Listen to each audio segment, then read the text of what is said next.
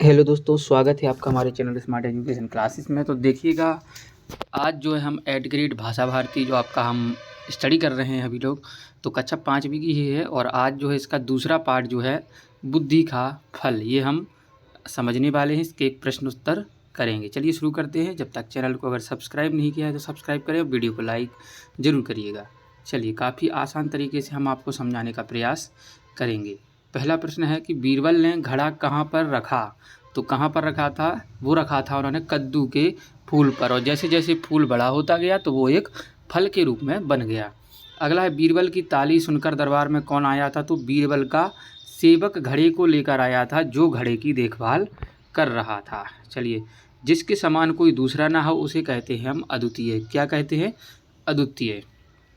चकरा गए मुहावरे का अर्थ होता है कुछ समझना आना।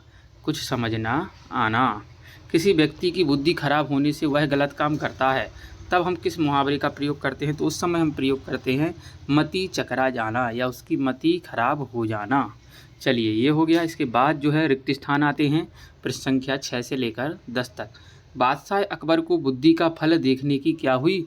उत्सुकता हुई कि आखिर बुद्धि का फल तैयार कैसे हो गया। प्रशंसा शब्द का पर्यायवाची बढ़ाई होता है। घड़ों की देखभाल सेवक करता था। और आशीर्वाद का सही वर्तनी होती है। देखिए, सा पर जो है ये रा लगता है, इस प्रकार से आप देख सकते हैं। मान गए भाई में भाई के स्थान पर भाई आ सकता था। अगला प्रश्न है कि अकबर को दूध की मांग बेतुकी क्यों लगी। तो इसलिए लगी क्योंकि भला घड़े भर बुद्धि का बंदोबस्त कैसे किया जा सकता है। बीरबल बादशाह को क्या कहकर संबोधित करते थे? तो बीरबल जो है बादशाह को कहते थे आलम पनाह कहकर बुलाते थे। चलिए, अगला है कि बुद्धि के फल की व्यवस्था के लिए बीरबल को समय क्यों लगा। तो देखिए, क्योंकि जो कद्दू का फल है वो बनने में समय लगता है। देखिए, 1 महीने के करीब लग जाता है जब एक फूल परिपक्व रूप से कद्दू बन पाता है। ठीक है। बुद्धिमानी शब्द का प्रयोग करते हो कोई बात आप बना सकते हैं कि बीरबल दरबार में सबसे ज़्यादा बुद्धिमानी था। चाणक्य से ज़्यादा बुद्धिमान संसार में शायद ही कोई हो। इस प्रकार से कई बनते हैं। गए चकरा सुनकर बादशाह यह अकबर का सही क्रम लिखना है। तो बादशाह अकबर यह सुनकर चकरा गए। अगला है, बीरबल के अनुसार बुद्धि का फल कब असर करेगा। तो उत्तर है कि बीरबल के अनुसार बुद्धि का फल तब असर करेगा जब इस बर्तन को कोई नुकसान ना हो। और ऐसा संभव ही नहीं है कि जो है घड़े को नुकसान ना हो और कद्दू बाहर आ जाए, ऐसा हो ही नहीं सकता। दूत को ऐसा लगा, क्यों लगा कि बीरबल का कोई जवाब नहीं है।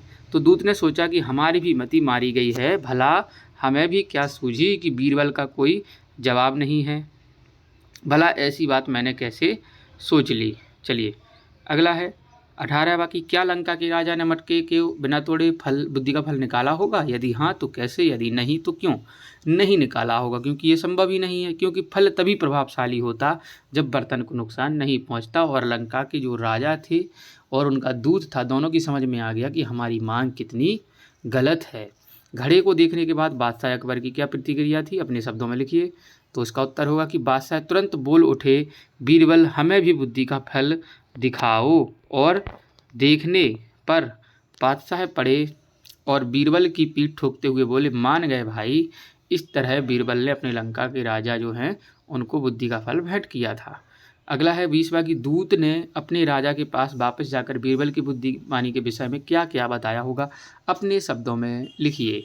तो देखिए बच्चों, यहाँ पर प्रयास करिएगा कि आप अपने शब्दों का अधिक से अधिक प्रयोग करें। जो आप सोच रहे हैं, जो आप स्मरण कर पाते हैं, वो लिखा करें।